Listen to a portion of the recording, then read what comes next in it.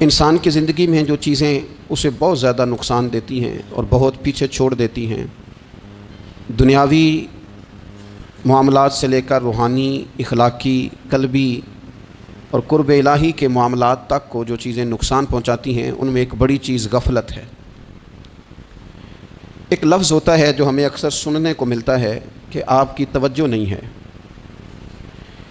یہ ڈھیر سارے لوگوں کا مطالبہ ہوتا ہے، اہل خانہ بھی مطالبہ کرتے ہیں، کئی موقع پر والدین بھی مطالبہ کرتے ہیں، غرباء بھی مطالبہ کرتے ہیں کہ امیروں کی ہماری طرف توجہ نہیں ہے۔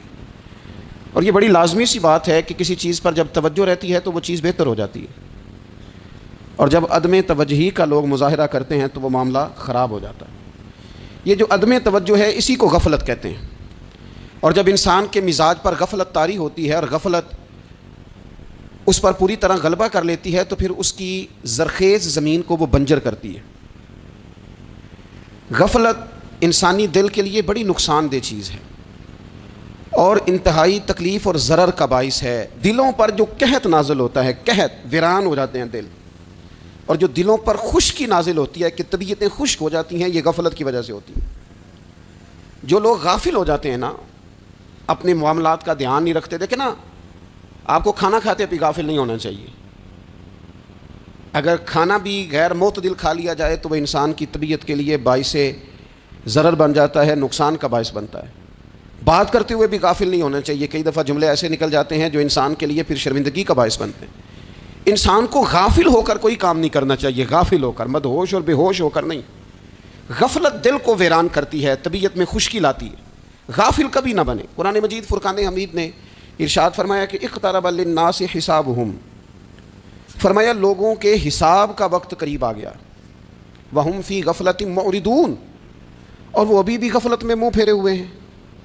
ٹائم آ گیا حساب دینے کا، لیکن وہ بھی غافل ہیں۔ ہمارے جو زیادہ تر نقصان زندگی میں ہوئے ہیں وہ صرف ہماری غفلت کی وجہ سے ہوئے۔ ہم نے چیزوں پر توجہ نہیں دی، چیزیں گڑبڑ ہو گئیں۔ جس آدمی نے پھول لگائے ہوں، پھل لگائے ہوں، کھیتی لگائی ہو، وہ دانہ ڈال کے پانی دے کے فارغ نہیں ہو سکتا، اسے توجہ کرنی پڑتی ہے۔ اور کسی نے کہا تھا مالی جیندے ہون تو پھر بوٹے سوکھدے نہیں، اگر موجود ہونا ان کو سینچنے والا، رکھوالی کرنے والا، تو پھر ان کی جڑیں کبھی خشک نہیں ہوا کرتی۔ ہماری جو غفلتیں ہیں یہ بڑی ضرر کا باعث ہیں، نقصان کا باعث۔ اور مجبوری معاف ہوتی ہے، غفلت معاف نہیں ہوتی۔ اسکول میں پڑھتے تھے، مدرسے میں پڑھتے تھے، تو ایک مجبوری ہو گئی جی، خدا نہ خواستہ گھر میں کوئی پریشانی ہو گئی تو اساتذہ اس پر سزا نہیں دیتے۔ کوئی خوشی کا موقع ہے گھر میں، فیملی میں کسی کی شادی ہے، اساتذہ اس پر سزا نہیں دیتے۔ لیکن اگر کبھی پتہ چلتا تھا نا کہ یہ گھر سے تو آیا تھا لیکن مدرسے نہیں آیا، یہ اسکول نہیں آیا، رستے میں غافل ہو گیا، تو یہ بات خوفناک تھی۔ یہ قابل سزا جرم تھا کہ تو غافل ہو گیا اپنی پڑھائی سے، تو گھر سے آیا اور یہاں نہیں آیا۔ غفلت قابل سزا ہوتی ہے، مجبوری کی معافی ہوتی ہے۔ ہمارا آج کا جو مسئلہ ہے وہ غفلت کا ہے۔ ڈھیر سارے لوگ ہیں، سمجھدار بھی ہیں، سیانے بھی ہیں، معاملہ فہم بھی ہیں، باشعور بھی ہیں، تعلیم کی ڈگریاں بھی رکھتے ہیں، لیکن اگر ان کی زندگیوں کی تکلیفوں کو دیکھا جائے اور بے آباد روح کو دیکھا جائے اور سجدوں سے ان کی دوری کو دیکھا جائے تو ایک ہی بات سمجھ میں آتی ہے کہ پتہ سارا ہے لیکن لے ڈوبی ہے غفلت، توجہ نہیں کی۔ لائق بچہ بھی نالائق ترین زندگی گزارتا ہے، اس لیے کہ اس کے لائق ہونے کے ساتھ ساتھ اس کا توجہ کرنا بھی تو ضروری ہے نا۔ نرے لائق کا کیا فائدہ اگر وہ محنتی نہیں، اگر وہ توجہ ہی نہیں کرتا، اپنا سبق دھیان سے سنتا پڑھتا ہی نہیں، تو جتنا مرضی لائق ہو پیچھے رہ جائے گا۔ اور کئی نالائق ہوتے ہیں، رٹا لگا کے پاس ہوتے ہیں، پر چلو رٹا تو لگاتے ہیں نا، محنت تو کرتے ہیں نا، جد و جہد تو کرتے ہیں۔ کئی نالائق جد و جہد کے باعث آگے گزر جاتے ہیں اور کوئی اسی چکر میں رہ جاتے ہیں، میں بڑا لائق ہوں، کل پڑھ لوں گا، پرسوں پڑھ لوں گا، ہفتہ تیاری کر کے پاس ہو جاؤں گا۔ اپنی زندگی سے غفلت کا پردہ اٹھائیں۔ اور غفلت، اس کے لیے فیصلہ کرنے کی ضرورت ہوتی ہے، پلاننگ کرنے کی نہیں، فیصلہ کرنے کی ضرورت ہوتی ہے کہ میں نے اب غفلت کرنی۔ ہم نہ جب بھی کوئی پروگرام بناتے ہیں تو منصوبہ بندی شروع کر دیں، منصوبہ بندی نہ کریں، فیصلہ کریں، کہیں کہ میں نے غافل نہیں ہونا۔ غفلت غرق دنیا کا نام ہے، اپنے آپ کو غفلت سے بچائیں۔ آپ دیکھیں حضرت کعب بن مالک رضی اللہ تعالیٰ عنہ فرماتے ہیں، بخاری میں موجود ہے، فرماتے ہیں کہ جنگ میں پیچھے رہ گیا تھا، میرا خیال تھا کل چلا جاؤں گا، گھوڑے اور سواریاں میرے پاس تیز ہیں، مضبوط ہیں، پرسوں چلا جاؤں گا، تیزی سے بھاگ کے میں پہنچ جاؤں گا، میں قافلے کے ساتھ شامل ہو جاؤں گا، لیکن بس تھوڑی سستی ہو گئی، ذرا غفلت ہو گئی۔ آپ فرماتے ہیں جب سب لوگ چلے گئے حضور علیہ السلام کے ساتھ جہاد میں اور میں پیچھے رہ گیا، تو پھر جب چند دن گزر گئے اور محبوب کے واپس آنے کا ٹائم ہو گیا، تو اب میں غور کرتا سمجھتا تو مجھے مدینے میں یہاں بزدل لوگ نظر آتے، اور کون نظر آتے؟ جو منافق تھے، وہ منافق بزدل دکھائی دیتے، یا مجھے عورتیں اور بچے دکھائی دیتے۔ میں پریشان ہوا، حضور واپس آ گئے۔ جنہوں نے بہانے کیے تھے نا منافقین نے، یہ مجبوری تھی اس لیے نہیں جہاد پہ گئے، یہ جنہوں نے بہانے کیے تھے انہیں مل گئی معافی، اور میں نے سچ بولا، میں نے کہا یا رسول اللہ میں غافل ہو گیا تھا۔ اب کہتے ہیں میں نے جب کہا نا حضور سستی ہو گئی تھی، ذرا غفلت ہو گئی، تو بندہ محبوب سے غافل ہو جائے، بندہ وہیں سے غافل ہو جائے، جو دم غافل سو دم کافر، سانو مرشد اے ہو پڑھایا۔ جب کہا نا حضور وہ غلطی ہو گئی، کوئی مجبوری نہیں تھی، تو فرماتے ہیں باقیوں کو معافی مل گئی، میرے ساتھ حضور ناراض ہو گئے۔ ایک دن نہیں، 2 دن نہیں، 50 دن حضور ناراض رہے۔ مدینے کی گلیوں نے مجھے پہچاننا چھوڑ دیا، در و دیوار سے مجھے یوں لگتا تھا کہ میں پردیسی ہوں۔ فرماتے ہیں میں مسجد میں آتا تھا، میں جب محبوب کو دیکھتا تو حضور رخ انور پھیر لیتے، اور مجھے پتا تھا جب میرا چہرہ ادھر ادھر ہوتا تو پھر کریم رحمت کی نظر فرماتے ہیں 50 دن مسلسل۔ پھر مجھے حکم ہوا کہ بیوی بھی بھیج دو، میک کے بچے بھی بھیج دو، ننھال یعنی تنہا رہ جاؤ۔ فرماتے ہیں وہ میں نے قید تنہائی کاٹی، لیکن شکر اللہ کا یہ ہے کہ میں سچا تھا، بس ذرا بھول گیا تھا، بس ذرا غفلت ہو گئی تھی۔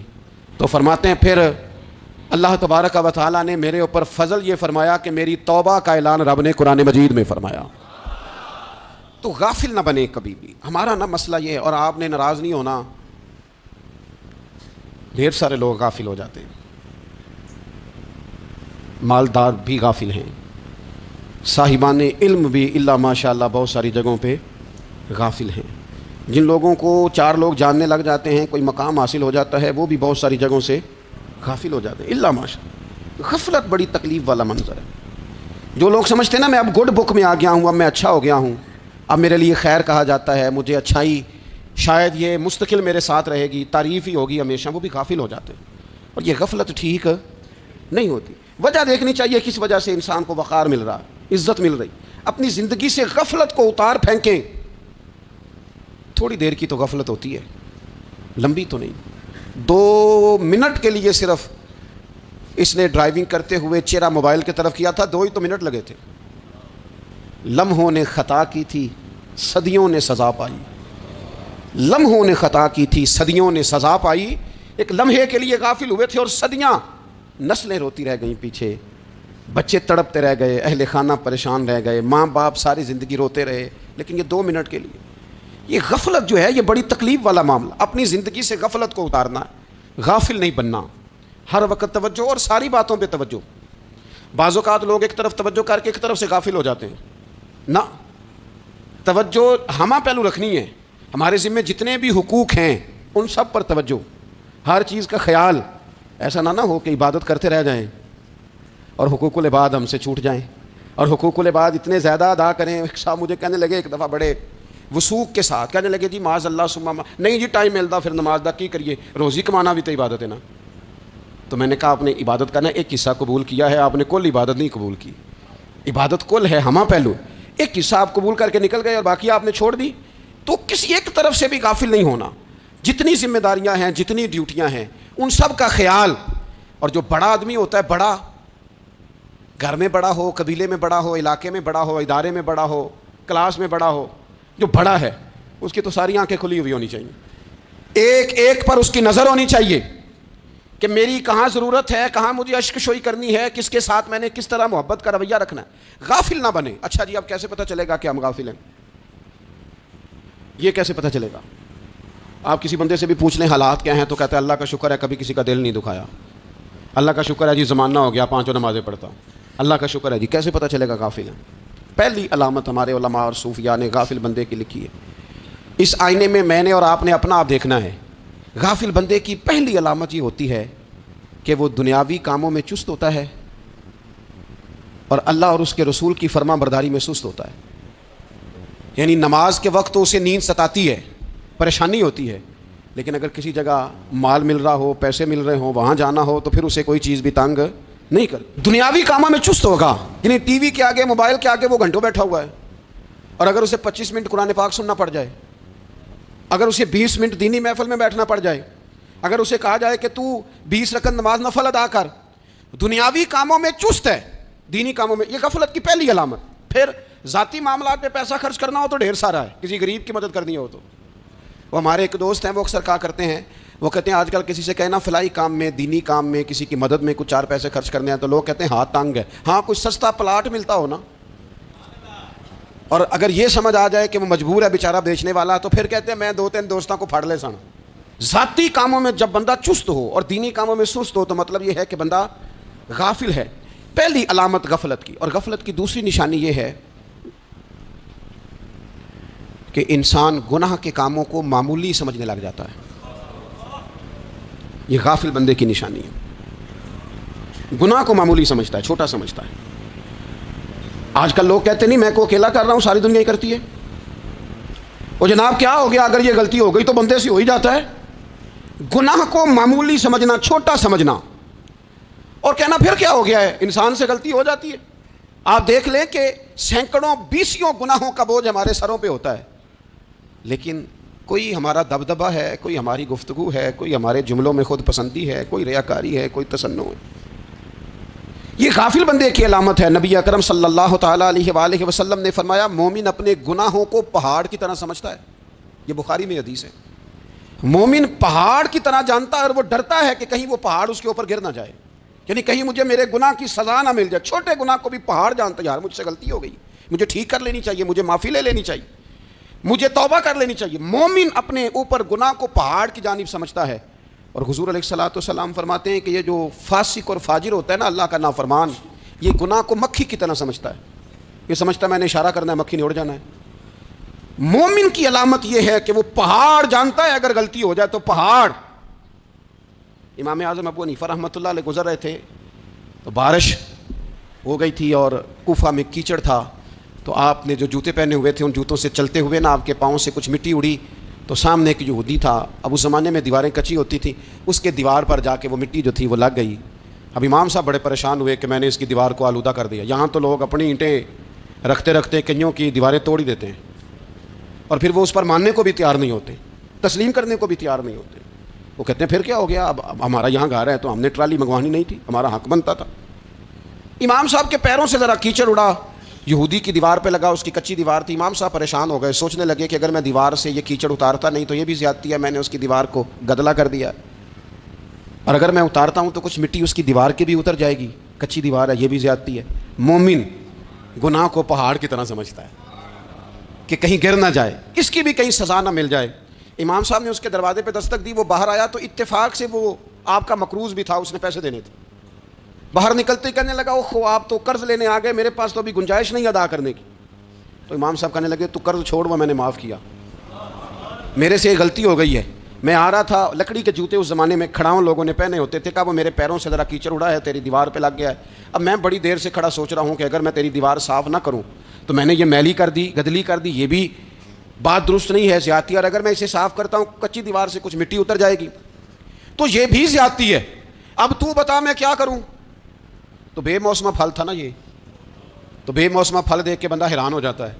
جو باتیں روٹین میں نہ ہو رہی ہوں وہ ذرا انوکھی لگتی ہے, بندہ حیران ہو گیا. غور سے امام صاحب کا چہرہ دیکھنے لگا, غور سے چہرہ دیکھنے لگا, اور پھر تھوڑی دیر سوچنے کے بعد کہنے لگا حضور پہلے میں نے دین اسلام کے بارے میں پڑھا اور سنا تھا, آج میں نے دین دیکھا ہے. پہلے میں نے سنا تھا کہ دین اسلام اس طرح کا ہے, آج میں نے دین ہے. ہم نہ پوری دنیا کے کافروں کو دین سنانا چاہتے ہیں, دکھانا نہیں چاہتے. ہم نیک نظر آنا چاہتے ہیں, نیک بننا نہیں چاہتے. ہم نیک نظر آنا چاہتے ہیں. نتیجہ کیا نکلتا ہے کہ کچھ عرصے کے بعد پتہ چل جاتا ہے بندہ کس لیول کا نیک ہے, کیا معیار ہے اس کی نیکیوں کا. کہنے لگا حضور پہلے میں نے دین سنا تھا, آج دیکھا ہے. آپ وہ مٹی کی دیوار پر جو کیچڑ لگ گیا ہے, دیوار کو بعد میں صاف کیجئے گا, پہلے کلمہ پڑھائیں تاکہ میرے اندر کا کفر صاف ہو جائے, مجھے مسلمان کر دیں. تو غافل آدمی جو ہوتا ہے نا وہ, پھر تیسری بات, جب بندہ بہت زیادہ غافل ہو جاتا ہے پھر اعلانیہ گناہ کرنے لگتا ہے. ایک گناہ پھر اس کا اظہار گناہ. ایک بندہ حدیث پاک میں آتا ہے, ایک بندہ رات کو کوئی غلطی کرتا ہے اللہ تعالیٰ اس پہ پردہ ڈال دیتا ہے، لیکن وہ سویرے خود لوگوں کو بتاتا پھرتا ہے میں نے یہ کیا، میں نے یہ کیا۔ جب آپ اظہار گناہ کرتے ہیں نا تو سامنے والا بھی دلیر ہوتا ہے، کہتا ہے اس نے کیا میں کر لوں گا تو پھر کیا ہوا۔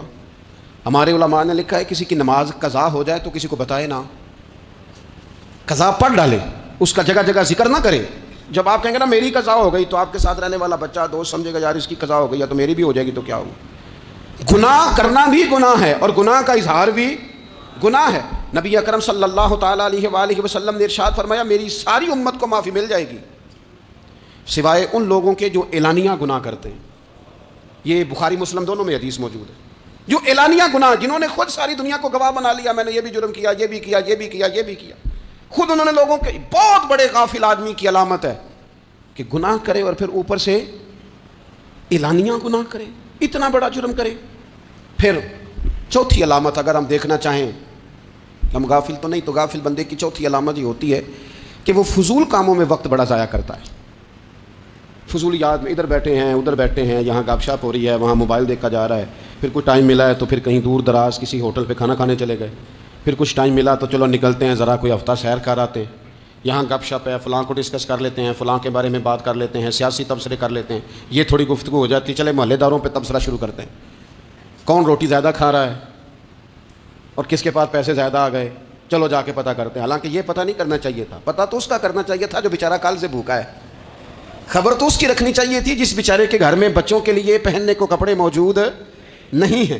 اس پر تبصرہ یہ کرتے ہیں کہ یہ محنت کیوں نہیں کرتے، اور اگر کسی پر اللہ عطا کر دے پھر حساب ضرور لگاتے ہیں کہ ذرا معلومات کرو یہ اتنی جلدی آگے کیسے نکل گئے۔ غافل بندے کی علامت ہے وقت کا ضائع کرنا اور فضول کاموں میں ضائع کرنا اور بلا وجہ ضائع، اور ایسے سوالات کرنا جن کی ضرورت ہی کوئی نہیں، بالکل ضرورت ہی نہیں، کوئی مطلب ہی نہیں، لیکن ہم لوگ وقت ضائع، یہ غفلت کی علامت ہے۔ غفلت اللہ والوں کی علامت کیا تھی؟ ایک بات انہوں نے زندگی میں لے لی، سیکھ لی، پھر ساری زندگی اسی پہ گزار دی۔ ان کا ارادہ تھا نا کشکول سیدھا کیا۔ کچھ لوگ ساری زندگی لیکچر قبول لے لے کے سن کے پھر بھی سمجھنے کو تیار، یہ غافل دل کی علامت ہے۔ اس لیے نبی پاک صلی اللہ تعالیٰ علیہ وسلم نے فرمایا دو نعمتیں ایسی ہیں جن میں اکثر لوگ غفلت میں ہیں، ایک صحت اور دوسری فراغت۔ لوگ بلا وجہ وقت ضائع کرتے ہیں۔ اللہ نے صحت دی ہے کسی خیر کے کام میں لگائیں، اگر آپ کے پاس فارغ وقت ہے تو قرآن پاک کو یاد کریں، ترجمہ اور تفسیر سے پڑھیں، محبوب پاک علیہ السلام کی احادیث کو یاد کریں، اللہ والوں کی باتیں سنیں۔ وقت ملے تو عبادات میں لگائیں، نوافل میں لگائیں، تلاوت میں لگائیں، ذکر اذکار میں لگائیں، اور پھر اللہ مزید توفیق عطا کرے تو کسی کے بھلے میں وقت لگائیں، گلی سے کوئی کانٹا اٹھائیں، کوئی روڑا اٹھائیں، کوئی کسی کی مدد کریں۔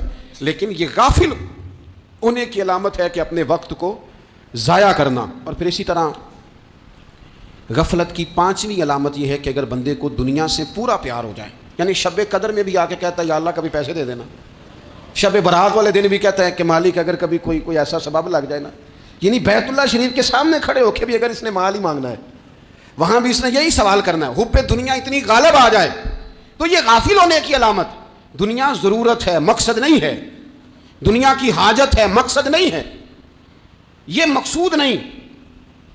اور جب لوگ فقط دنیا کے مال کو، دولت کو، نبی پاک علیہ السلام نے فرمایا وہ لعنتی ہے جو درہم اور دینار کا بندہ بن گیا ہے، پیسوں کا بندہ بن گیا ہے، مل جائے تو خوش ہوتا ہے، نہ ملے تو تکلیف میں آ جاتا ہے۔ یہ غافل بندے کی علامت۔ مومن تو وہ ہوتا ہے کہ دولت رزق حلال ضرور کماتا ہے تاکہ کسی کے آگے ہاتھ نہ پھیلانا پڑے، کوشش ضرور کرتا ہے، پر دنیا کو جیب میں جگہ دیتا ہے، دل میں نہیں دیتا۔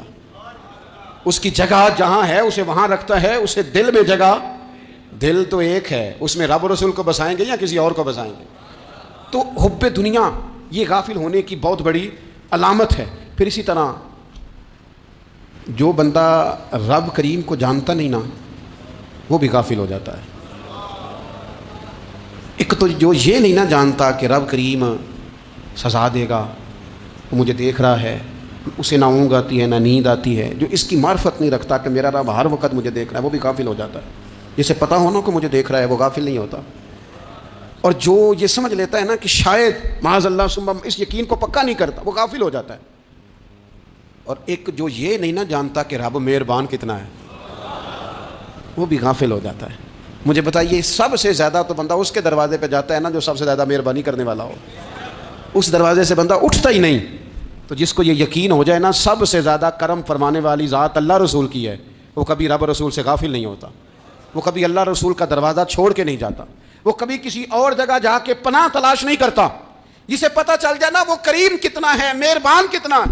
ملا رومی رحمۃ اللہ علیہ فرماتے ہیں بہت بڑا مجرم تھا ایک بندہ, بہت بڑا گناہگار تھا, بت کو پوجتا تھا, تھک گیا ساری رات بت کے سامنے کھڑا تھا, معاذ اللہ یا صنم یا صنم یا صنم کہتے, تھک گیا, نیند آ گئی, اونگ آ گئی. جب پوری طرح نیند آ گئی اور دماغ پہ نیند قبضہ کرنے لگی تو اس کے منہ سے نکل گیا, صنم صنم کہہ رہا تھا نا, نکل گیا یا صمد, او بے نیاز مالک. رب کریم نے فرشتوں سے فرمایا دوڑ کے جاؤ, جو کہتا ہے اسے دے دو. فرشتے کہنے لگے مالک وہ تو بت کو پکار رہا تھا, اس نے تو غلطی سے نام لیا ہے. فرمایا مجھے نہیں پتا, لیکن دیکھو نا اس نے مجھے پکارا تو ہے نا, کتنی دیر سے جھوٹے کو پکار رہا تھا, اس کا معاملہ حل نہیں ہوا. اب اگر سچے کو پکارنے پہ بھی حل نہ ہوا تو فرق کیا رہ جائے گا. دے دو جو مانگتا ہے, دے دو. میرے دوست گھر پتہ چل جائے وہ کریم کتنا ہے, وہ مہربان کتنا ہے. میرے رسول پاک علیہ الصلوۃ والسلام نے تو فرمایا تیری آنکھ سے اگر اس کے خوف سے اتنا آنسو بھی نکل گیا جتنا مچھر کا پر ہوتا ہے, تو جس طرح بھینس کے تھنوں سے نکلا ہوا دودھ واپس تھنوں میں نہیں نہ جاتا, جو اتنا بھی روئے نہ روئے اللہ کے خوف سے, وہ بندہ دوزخ میں نہیں جائے گا. تھوڑی دیر کے لیے ڈر جائے اپنے رب سے, آئے تو صحیح. عدم معرفت غفلت پیدا کرتی ہے, تو آ تو صحیح, وہ تو کریم ہی بڑا ہے, وہ تو مہربان ہی بڑا ہے. حضرت زنیرہ رضی اللہ تعالیٰ عنہ حضور کی صحابیاں ہیں. ایام جو مکے کے تھے مسلمانوں پر بڑی آزمائش کے تھے, انہیں بڑا مارا کفار نے, اتنا مارا کہ ان کی بینائی چلی گئی, نظر آنا بند ہو گیا. کافروں کی عورتوں نے تانا دیا کہ تو نے ہمارے بت چھوڑے ہیں نا, تو دیکھنا تیری بینائی چلی گئی. تو جناب زنیرہ اللہ پہ بھروسہ, توکل, معرفت الہی کا جذبہ, اٹھ کے کھڑی ہو کہنے لگی چپ کرو, تمہارے جھوٹے بت کیا کر سکتے ہیں, میرا رب چاہے تو صبح جب میں اٹھوں تو میری آنکھیں روشن ہوں, اگر کریم کرم کر دے. لوگ کہتے ہیں واقعی ایسا ہوا, جب وہ سویرے اٹھی تو اللہ نے ان کی روشنی واپس کر دی تھی. تجھے پتہ چل جانا وہ مہربان کتنا ہے. وہ ایک بزرگ تھے تو ان سے کسی نے کہہ دیا کہ اگر آپ کا حساب آپ کے ماں باپ کے ذمہ ہو جائے تو پھر کیسا, پوچھنے کے لیے قیامت میں اگر ماں باپ حساب لیں تو پھر کیسا. تو بڑے سیانے لوگ تھے جو دل والے تھے, کہنے لگے نہیں رب کریم ہی ٹھیک ہے, اس لیے کہ وہ ماں باپ سے کہیں بڑھ کر پیار کرنے والا ہے. اگر یہ معرفت مل جائے وہ کریم کتنا ہے. اور جب بندہ پوری طرح اس کی بارگاہ میں آ کے تڑپ جاتا ہے نا, مولا میں جاؤں کدھر, تیرا دروازہ چھوڑ کے جاؤں کدھر. اقبال کہتے ہیں وہ ایک سجدہ جسے تو گراں سمجھتا ہے, 1000 سجدوں سے دیتا ہے آدمی کو نجات. تجھے جگہ جگہ جھکنا نہیں پڑے گا اگر تو صحیح معنوں میں اپنے رب کی بارگاہ میں جھک جائے. تو میرے عزیز کوشش کریں کہ اس کی معرفت, اس کا کرم, اس کی عطا اور اللہ تبارک و تعالیٰ کے حاضر و ناظر ہونے پر عین الیقین, حق الیقین حاصل کریں. اور پھر 8ویں بات یہ ہے کہ غافل لوگوں کی صحبت بھی بندے کو غافل کر دیتی ہے. غافلوں کی صحبت میں نہ بیٹھیں, ان کی صحبت میں بیٹھیں جن کے پاس بیٹھنے سے دل میں رب رسول کی محبت پیدا ہوتی ہے. غافلوں سے بچیں. چنگیاں دے لڑ لگی ساں تے چولی چ پھل پئے, تے جدوں میں پیڑیاں دے سنگ رل گئی تے میرے اگلے بھی ڈل گئے. برے آدمی کی صحبت بندے کو غافل کر دیتی.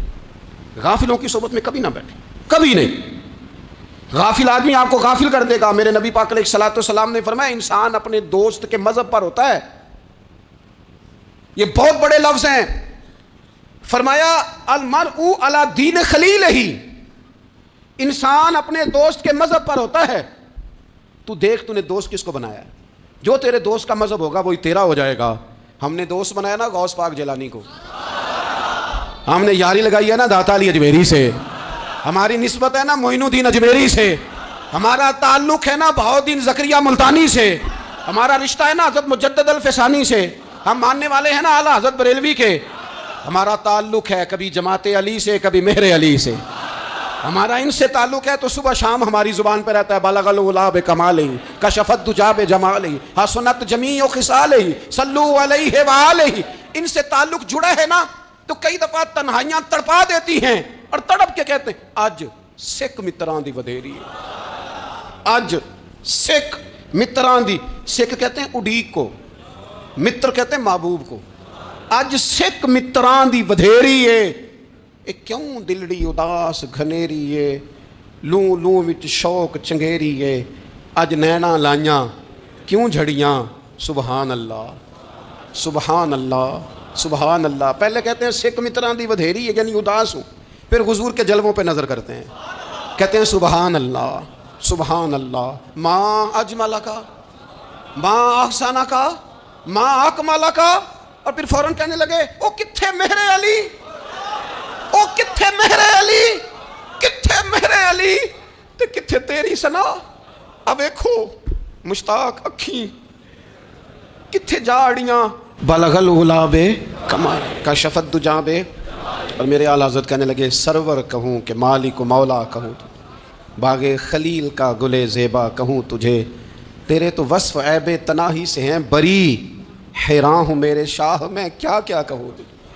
غافل آدمی کی علامت ہے برے لوگوں کی صحبت میں، خبردار ان کے پاس نہ بیٹھنا جن کے پاس بیٹھنے سے تمہارے دلوں میں اولیاء اللہ، اللہ کے بندوں کی عداوت پیدا ہو۔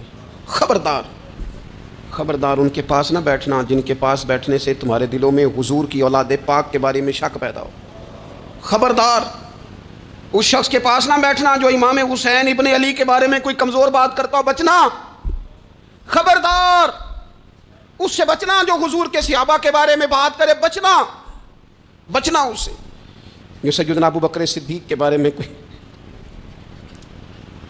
دیکھو کیا مقدر ہے صدیق و فاروق کے، جن کے گھر ہی رحمتوں کے خزینے میں، بھلا کیا کہا نبی پاک، حضور نے فرمایا میرے اوپر جس نے نیکی کی تھی بدلہ دے دیا ہے۔ یہ جو میرے ابو بکر صدیق ہے نا،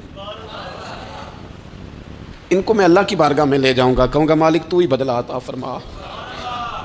ایک ہاتھ میں جناب صدیق کا ہاتھ پکڑا، ایک میں حضرت عمر کا ہاتھ پکڑا، اور حضور مسجد نبوی سے باہر آ رہے ہیں، دیکھنے والے کی زبان سے بے ساختہ سبحان اللہ نکل گیا، کیا شان ہے، کیا مقدر ہے۔ تو حضور علیہ السلام رک گئے اور روک کے فرمایا تو حیران ہو رہا ہے نا، تو حیران ہو رہا ہے نا کہ میں نے ایک ہاتھ میں ابو بکر کو پکڑا ہے، ایک میں عمر کو پکڑا ہے۔ فرمایا قیامت میں جب میری قبر کھلے گی تو میں اسی طرح قبر سے نکلوں گا، اس طرح میدان محشر میں میں آؤں گا۔ خبردار حضور کے وفاداروں کے وفادار رہنا، ان کے وفادار رہنا، ان کے وفادار رہنا۔ بڑا عجیب دور آیا ہے، ہم نے یہ دور دیکھا ہے کہ لوگ حضور کے صحابہ کے بارے میں بھی بات کریں گے، اب نبی پاک کی اولاد پاک کے بارے کو بھی ڈسکس کیا جائے گا۔ اپنا منہ تو دیکھ، اپنی حیثیت دیکھ، اور پھر وہ بندے دیکھ جن کو اللہ نے چن کے اپنے محبوب کی غلامی کے لیے حضور کے قریب بٹھایا ہے۔ تو بچنا ایسے لوگوں سے، پرہیز کرنا، خبردار عقیدہ ستھرا رکھنا، عقیدہ ستھرا رکھنا، صاف رہنا، پاکیزہ رہنا، غافلوں کی صحبت سے بچنا۔ بڑا ڈرتے ہیں اللہ سے، دعائیں مانگتے ہیں یا اللہ نسلوں میں بھی وہی بندے پیدا فرما جو عقیدے پکے رکھنے والے ہیں، وہ بندے پیدا فرما ہماری نسلوں میں۔ ایک وہ بندہ بھی غافل ہو جاتا ہے جو امیدیں لمبی لگا لیتا ہے، جن کے منصوبوں میں دولت بھی ہوتی ہے، گھر بھی ہوتا ہے، اولاد کا بڑا ہونا بھی ہوتا ہے، پوتے پوتیاں نواسے نواسیاں دیکھنا بھی ہوتا ہے، یہاں بھی گھر وہاں بھی گھر، یہ سیر، یہ سارا کچھ ہوتا ہے، لیکن رب کی بارگاہ میں پیش ہونا جن کے پیش نظر نہیں ہوتا، لمبی امیدیں۔ حضرت مولا علی شیر خدا فرمایا کرتے تھے میں تم پر دو باتوں کا خوف کھاتا ہوں جو ڈر آتا ہے، ایک یہ کہ تم خواہش کی پیروی کرو گے، جو نفس کی خواہش ہوگی اس کے پیچھے لگ جاؤ گے، اور ایک کہ تم لمبی لمبی امیدیں باندھو گے، اتنے سال جینا ہے، اتنے 100 سال جینا، یہ کرنا ہے، وہ کرنا ہے۔ منصوبہ بندی کریں مستقبل کے لیے، وہ بری نہیں، لیکن تیاری رکھیں، تیاری رکھیں، اس بات کا بھی خیال رکھیں کہ اللہ کی بارگاہ میں حاضر ہونا۔ یہ غفلت کی چیزیں ہیں جو بندے کو غافل کر دیتی ہیں، جو لوگ اللہ کا ذکر نہیں کرتے وہ بھی غافل ہو جاتے ہیں، اور جو فضول باتیں زیادہ کرتے ہیں نا، ہنستے زیادہ ہیں۔ فَلْيَضْحَكُوا قَلِيلًا وَلْيَبْكُوا كَثِيرًا، قرآن کہتا ہے زیادہ رویا کرو، کم ہنسا کرو۔ نبی پاک علیہ الصلوۃ والسلام سے پوچھا تھا حضرت عقبہ بن عامر نے کہ یا رسول اللہ نجات کس چیز میں ہے؟ تو نبی پاک علیہ الصلوۃ والسلام نے فرمایا ایک تو اپنی زبان قابو میں رکھو، دوسرا فرمایا اپنے گھر میں ٹھہرے رہو، تمہارا گھر تمہارے لیے کافی ہو، فضول نہ نکلو گھر سے، اور تیسرا فرمایا اپنی خطاؤں پہ رویا کرو۔ کثرت کلام اور فضول کلام اور بلا وجہ یہ بندے کو غافل کرتا ہے، دل کو سخت کرتا ہے۔ یہ چند چیزیں ہیں جو انسان کو غفلت میں ڈالتی ہیں، اپنے آپ کو ان چیزوں سے بچائیں اور غفلت کو توڑیں۔ آپ کے ذمے، میرے ذمے جو حقوق العباد ہیں ان کا پتہ کریں، جو اللہ رسول کے حقوق ہیں ان کی خبر دیکھیں، ہماری جو ذمہ داریاں ہیں ہم کس طرح انجام دے رہے ہیں اس پر توجہ کریں، اپنے معاملات کو ٹھیک کریں۔ ہم انسان ہیں، کوتاہیاں تو رہ جائیں گی، لیکن جب کوشش کریں گے تو پھر رب تعالیٰ مدد بھی فرمائے گا۔ ایک بات اور کرنی ہے، ایک تو میں نے عرض کیا غفلت کو توڑنا، ایک دوسری بات قرآن مجید کا ایک سبق اور، جب غفلت توڑنی ہے تو پھر لازمی طور پر ایک کام کرنا پڑے گا۔ میں نے یہ عرض کیا تھا کہ پلاننگ نہیں کرنی، فیصلہ کرنا ہے، تو فیصلہ کرنا ہے تو کرنا کیا ہے؟ پھر قرآن حکیم نے سورہ بقرہ میں کہا فاستبقوا الخیرات، یعنی تم نیکیوں کی طرف دوڑو، جلدی جلدی نیکیاں کرو، فٹافٹ دیر نہ کرو. فٹافٹ سے مراد یہ نہیں کہ نیکی جلدی جلدی کر جاؤ, یعنی ٹال مٹول نہ کرو خیر کے کام میں, کل کریں گے پرسوں کریں گے, عمرہ کر رہے ہیں پھر نیکی ہیں, حج کر رہے ہیں پھر نیکی ہیں, بچے بیال ہوں پھر میں نیک ہوں. یہ تھوڑا سا یہ کام ٹال مٹ, فاستبقوا الخیرات, نیکیوں کی طرف دوڑو, جلدی کرو, بھاگو. نبی پاک صلی اللہ تعالیٰ علیہ وسلم نے فرمایا 5 چیزوں سے پہلے غنیمت جانو. حضور علیہ الصلوۃ والسلام فرمانے لگے ایک تو تم جوانی کو نہ بڑھاپا آنے سے پہلے غنیمت سمجھ لو. نبی کریم صلی اللہ تعالیٰ علیہ وآلہ وسلم ارشاد فرمانے لگے کہ اپنی صحت کو غنیمت جان لو بیماری آنے سے پہلے. پھر حضور علیہ الصلوۃ والسلام فرمانے لگے اگر اللہ نے تمہیں مال دیا ہے, وسعت دی ہے, تو نیکی کر لو, خرچ کر لو اللہ کے راستے میں, خدا نہ خواستہ تم پر غریبی آ جائے. اور پھر حضور سید عالم صلی اللہ تعالیٰ علیہ وسلم فرمانے لگے اگر تمہیں اللہ نے کچھ فراغت دی ہے, بہت زیادہ مصروف نہیں ہو, تو غنیمت جان لو, جلدی سے نیکی کر لو قبل اس کے کہ تم مشغول ہو جاؤ. اور 5ویں بات حضور نے بیان کی, فرمایا زندگی کو غنیمت جانو, موت آنے سے پہلے جلدی سے نیکی کر لو. نیکی کے لیے ساری زندگی منصوبہ بندی نہ کرتے رہو, نیکی کے لیے دیکھو نا, ہماری زندگی میں یہاں دنیا میں رہ کے چند منٹوں میں وہ نیکی کی جا سکتی ہے جو قیامت کے بعد صدیوں کا ہمارا فائدہ کرے گی, صدیوں کا فائدہ کرے. کرتے نہیں, پلاننگ کر رہے ہیں, منصوبہ بندی کر رہے ہیں, بس تیاری کر رہے ہیں, بس حضرت آپ دعا کر دیں, اللہ تعالیٰ دعائیں بھی قبول فرمانے والا ہے. لیکن جو نیکی نصیب ہوتی ہے اسے جلدی سے کر گزریں, اسے فٹافٹ کریں. میں ایک گاؤں میں گیا, اب تو خیر وہ دور نہیں رہا, یہ 10-15 سال 20 سال پہلے نا جو نوجوانوں کی مصروفیات ہوتی تھیں ان میں سے ایک مصروفیت یہ ہوتی تھی کہ گندم لے کے چکی پہ جانا ہے, آٹا پسوا کے لانا ہے.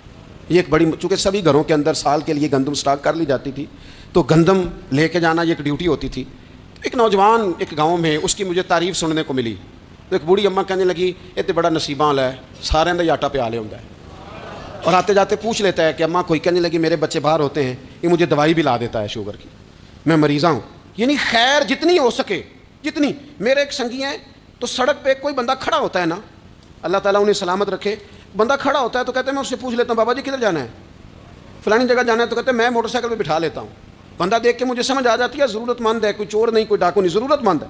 میں اسے منزل تک نیکی جتنی میسر آئے, جس حد تک میسر آئے. کیا کہا ہمارے نبی پاک علیہ السلام نے؟ حضور نے ہم سے فرمایا کچھ نہ ہو سکے تو بات ہی مسکرا کے کر لینا, اس پر ہی اللہ صدقے کا ثواب عطا کرے. فاستبقوا الخیرات, جلدی سے نیکی کر لو. اپنے نامہ اعمال میں روز نیکیاں جمع کرو, کوئی نہ کوئی خیر کا کام روز کرو اور جلدی سے کرو. صحیح مسلم میں حدیث ہے, نبی پاک صلی اللہ تعالیٰ علیہ وسلم فرمانے لگے جلدی جلدی نیکی کے کام کر لو ان فتنوں سے پہلے جو اندھیری رات کے حصوں کی طرح فتنے ہوں گے.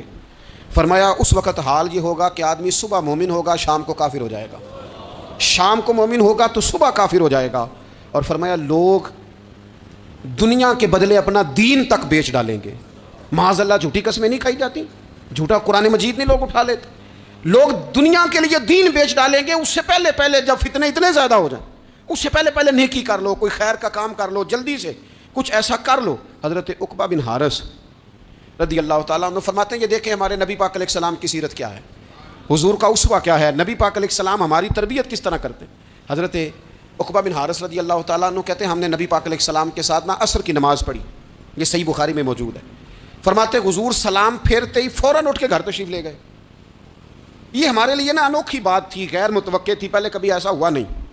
سلام پھیرا نماز کا, حضور جلدی سے تشریف لے گئے. اب ہم حیران تھے اور حیرت انگیز طور پر حیران تھے کہ کریم اتنی جلدی تشریف لے گئے. تھوڑی دیر ہوئی حضور واپس آ گئے.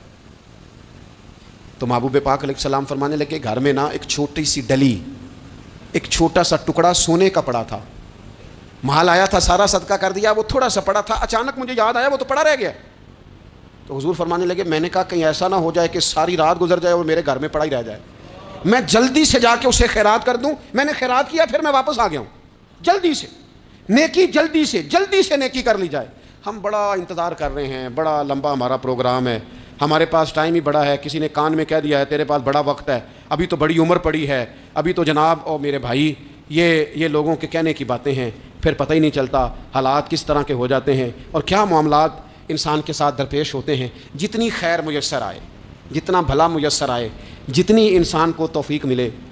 میں نے بزرگوں کو دیکھا, اپنے اصحاب کو, پہلے وہ خدام سے کہتے کہ میں سونے لگا ہوں, اور پابند کرتے لوگوں کو کہ فلاں وقت, بزرگوں کو میں نے دیکھا اپنے, وہ پابند کرتے لوگوں کو کہ فلاں وقت میں موجود ہوں گا, آنا.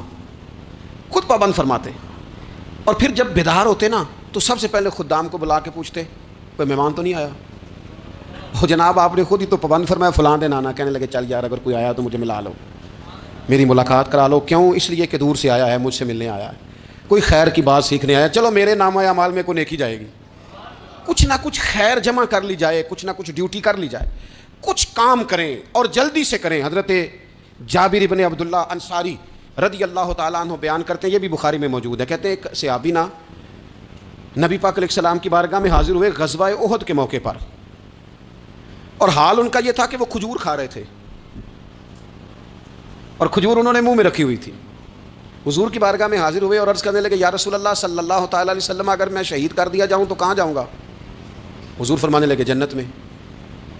تو کہتے ہیں انہوں نے جو کھجور منہ کے اندر تھی نا وہ انہوں نے نگلی نہیں، اندر نہیں لے گئے، اس کو باہر نکالا اور دوڑ کے آگے بڑھے اور جنگ کرنی شروع کر دی، اور لڑتے لڑتے شہید ہو گئے.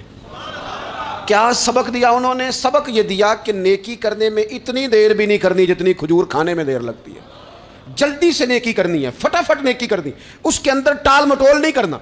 اسی وقت انہوں نے کھجور باہر نکال دی، دوڑ کے انہوں نے حضرت انس بن نضر رضی اللہ تعالیٰ عنہ، حضرت انس بن مالک رضی اللہ تعالیٰ عنہ کے چچا ہیں، میدان احد میں نا، احد پہاڑ کے قریب کھڑے تھے، لوگوں سے کہہ رہے تھے جلدی جلدی ادھر آؤ، وہ جنت جو انسان کو انتقال کے بعد نصیب ہوگی اور قیامت کے بعد نصیب ہوگی. فرماتے تھے مجھے تو ابھی احد پہاڑ کے اندر سے جنت کی خوشبو آ بھی رہی ہے، لہذا جلدی سے آؤ، ادھر دوڑو، جہاد کرو، آؤ کفار سے لڑے. تو نیکی میں دیر نہیں کرنی، جو نیکی میسر آتی ہے، جس کو میسر، ماں باپ میسر ہیں تو خدمت کر لیں، اہل خانہ ہیں تو حسن سلوک کر لیں، اللہ نے اولاد دی ہے تو اچھی تربیت کر لیں، دوست ہیں تو خیر خائی کر لیں، اگر آپ کو اللہ رمضان عطا کرتا ہے تو زیادہ سے زیادہ اس کی عبادت کر لیں، اگر نظر ٹھیک ہے تو تلاوت زیادہ سے زیادہ کر لیں، زبان چلتی ہے تو رج رج کے مدینے والے محبوب پہ درود و سلام پڑھ لیں، اللہ تعالیٰ کا ذکر کر لیں، جلدی سے خیر جمع کریں، اپنے وقت کو ضائع نہ کریں. یہ آج کا سبق ہے. ایک تو ہم نے فیصلہ کرنا ہے کہ بس غفلت نہیں، اب غفلت اب انشاءاللہ اللہ اللہ کرنی ہے، اب کوئی خیر کا کام کرنا ہے. میرے حضرت کا ایک جملہ کبھی نہیں بھولنا، فرمایا کرتے تھے زمین کے اوپر کام، نیچے جا کے آرام. یہ چھوڑ دیں اتنے گھنٹے سونا ہے تو یہ کرنا ہے تو میری نیند میں دخل کوئی نہ ڈالے، پھر سوتے ہی رہ جائیں گے، سوتے ہی رہ جائیں. زمین کے اوپر کام اور نیچے جا کے جاگنا ہے، جاگ لے افلاک کے سائے تلے، پھر حشر تک سوتا رہے گا خاک کے سائے تلے. اب جاگ لے افلاک کے سائے کے نیچے، جاگ، کھول آنکھیں، ہر وقت کا سونا، ہر وقت سونا، ہر وقت جو اپنے آرام کی فکر کرنا، اس سے نکل آئیں، اور اچھا کھانا اور اچھا پہننا اور بس اپنی مرضی کی زندگی من چاہی جینا، اس سے باہر آئیں. فیصلہ کریں، فیصلہ کہ اب غفلت نہیں کرنی.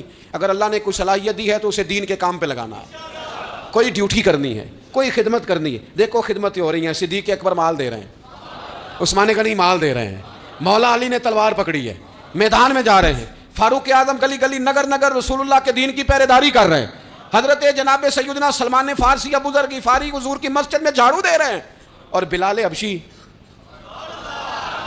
وہ نبی پاک کی مسجد میں اذان پڑھتے پڑھتے پڑھتے پڑھتے رب نے اتنا عروج فرمایا کہ کعبے کی چھت پہ کھڑے ہو کے بھی اذان پڑھنی شروع، انہوں نے اذان دے دی. تو کوئی کام کرنا ہے، غفلت کو توڑنا ہے اور نیکی کرنی ہے، ذرا جلدی جلدی خیر کا کام کرنا ہے. نہیں ایسے نہیں، فٹافٹ. کیسے جی؟ فٹافٹ. تو فٹافٹ کام کریں خیر کا، جلدی جلدی. تو یہ خیر کا کام فٹافٹ، جلدی جلدی اور بڑی جلدی اور دوڑ دھوپ کے. اور جب آپ کرتے جائیں گے نا تو پھر اللہ تعالیٰ مواقع بناتا جائے گا. آپ سے میری اپیل ہے، بالخصوص میرے ساتھ جو وابستہ سنگی ہیں، جو پیار کرنے والے ہیں، دو باتیں آج آپ نے لے کے جانی ہیں گھر. یہی لنگر ہے، یہی آپ کے لیے دعا ہے، یہی ہمارے بزرگوں کا فیض ہے، یہی نصیحت ہے کہ آپ نے دو باتیں لے کے جانی ہیں. غفلت توڑ دینی ہے، فیصلہ کرنا ہے کہ آج کے بعد غافل نہیں ہونا، اور دوسری یہ بات لے کے جانی ہے کہ نیکی جلدی جلدی، فٹافٹ فیصلہ، فٹافٹ نیکی. ایک کر کے پھر انشاءاللہ دوسری کر کے پھر انشاءاللہ تیسری کر کے پھر انشاءاللہ چوتھی. یہ شروع کرنی ہے، اور آپ دیکھیں گے اللہ تعالیٰ مہربانی فرمائے گا، مدد کرے گا.